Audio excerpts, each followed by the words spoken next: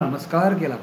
मचे स्वस्तवन केले. त्यामुळे अति स्वच्छ वस्त्र धरणारी कुंडली नाग या उपहाराने महेश्वराचे पूजन करणारे नर्मदा मी येथे पाहिली. विविध स्थळात अनंगाने भूषित होत समुद्र समान विशाल अशी होती, जिच्या काठी अनेक सरोवर आहेत व जी अनेक ऋषी मुनींकडे वंदिली गेली आहेत व ती सप्तक नावाने ओळखली जाते. जिच्या लहरी महान आहेत, त्यावरील फेस विशाल आहे. नर्मदेला मी तिथे पाहिले आहे, पाहिले. ती मृग कृष्णवर्णीय अंबर धारण केली होती. घूर व अग्नी अशा गोष्टींना धारण करते झाली होती. त्यावेळी आलेला हा संहार माझ्या डोळ्यांनी पाहिला. त्या संहारामुळे सर्वत्र अंधकार झाल्यासारखे भासत होते. एखादा प्रचंड बनवा भडकावा त्याप्रमाणे हे दृश्य भासत होते. 85 ब्रह्मदेवाने शंकराचे वर्णन. मार्कंडेय म्हणाले, तो शूलधारी शंकर भूतगणांनी व बंतुगणांनी वेड झालेला सिद्ध तांडव नृत्य करत होता. त्याने हत्तीचे तातडे प्रदान केले होते. त्यामुळे नृत्य करीत असताना वळवाच्या म्हणजे वाघिणीच्या मुखाप्रमाणे अग्नी प्रभा फाकलेले असलेला मुख बसवून शंकर नृत्य करत असताना मोठे हसत होते. हा महाभयंकर आवाज सर्व दिशांना कंपित करत होता. तो शंकराचा भीषण हास्याचा आवाज ऐकून सर्व मुनी भयभीत झाले. मग ब्रह्मदेवावर गेले. त्यांनी प्रणाम. तो दादा बोलायचं तुझ्याशी.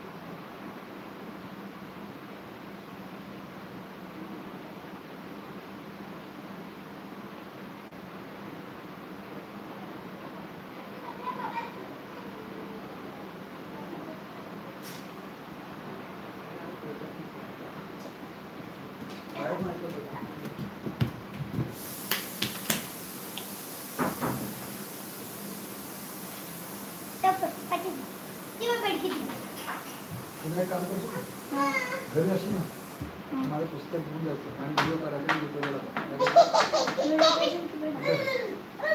कुठून टाकू? गाडी फोन नाहीये आणि आज फोन नाही देणार. आईचा फोन.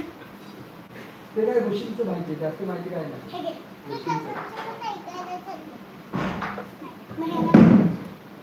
आहे पण नेटवर्क नाही येत का आमच्याकडे? वायफाय नाही आहे.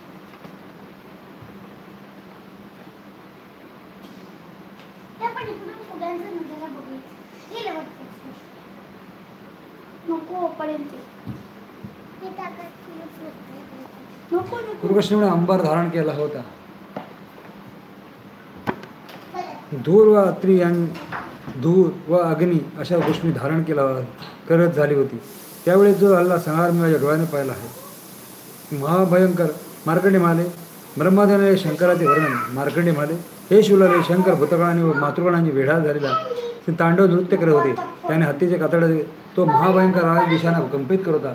तो शंकराचा भीषण असल्याचा आवाज ऐकून सर्व मुनी भयभीत झाले व ब्रह्मदेवाकडे गेले. त्यांनी प्रणाम केला व मग आपल्या भयाचे कारण ब्रह्मदेवाला सांगितले.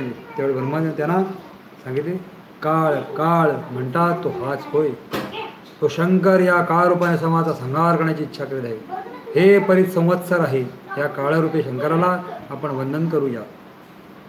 असे म्हणून ब्रह्मदेव शंकराची स्तुती करून त्यांना नमस्कार केला. त्याची स्तुती करून महादेव प्रसन्न झाले. त्यांनी आपण संहार थांबून पुन्हा शांत प्रसिद्ध करून असे आश्वासन दिले आणि तिथेच गुप्त झाले.